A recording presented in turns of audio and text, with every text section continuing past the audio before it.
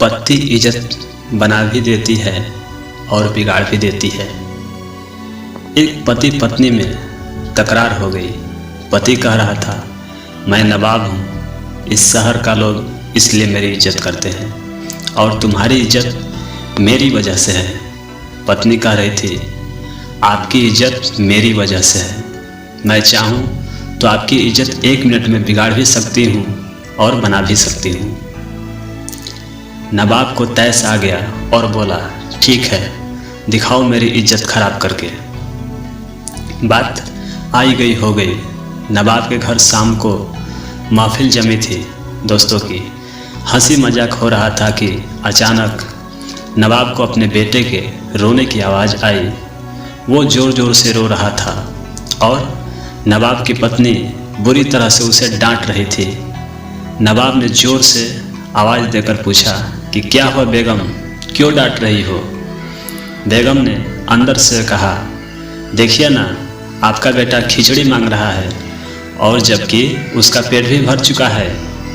नवाब ने कहा, दे दो थोड़ी सी और।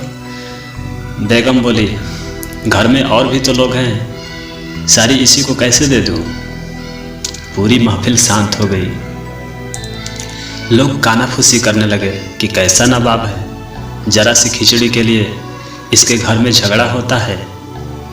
नवाब की पगड़ी उछल गई। सभी लोग चुपचाप उठकर चले गए। नवाब उठकर अपनी बेगम के पास आया और बोला, मैं मान गया, तुमने आज मेरी इज्जत तो उतार दी। लोग भी कैसी कैसी बातें कर रहे थे, अब तुम यही इज्जत वापस करके दिखाओ।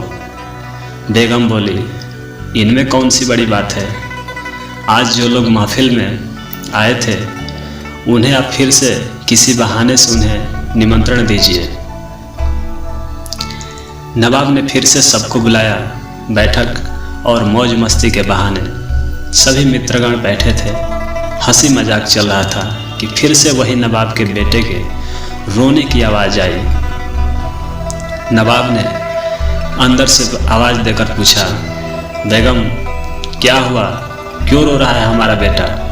बेगम ने कहा, फिर वही खिचड़ी खाने की जिद कर रहा है।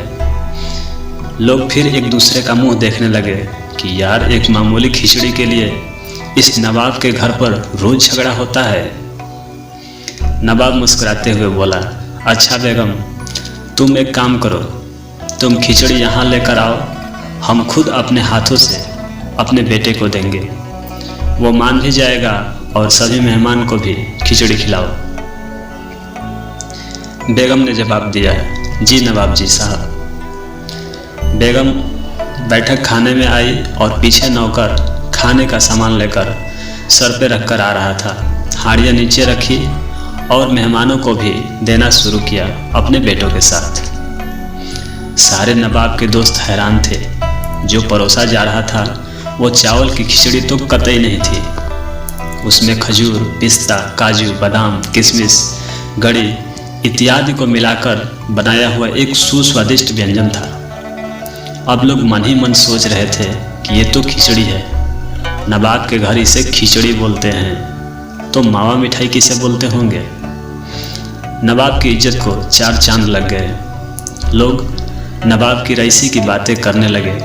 नवाब ने बेगम के सामने हाथ जोड़े और कहा, मान गया मैं कि घर की औरत इज्जत बना भी सकती है और बिगाड़ भी सकती है, और जिस व्यक्ति को घर में इज्जत हासिल नहीं, उसे दुनिया में कहीं इज्जत नहीं मिलती।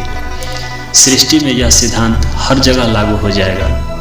अहंकार युक्त जीवन में स्त्री जब चाहे हमारे अहंकार की इज्जत उतार सकती है और नम्रता युक्त जीवन में इज्जत बना भी सकती है।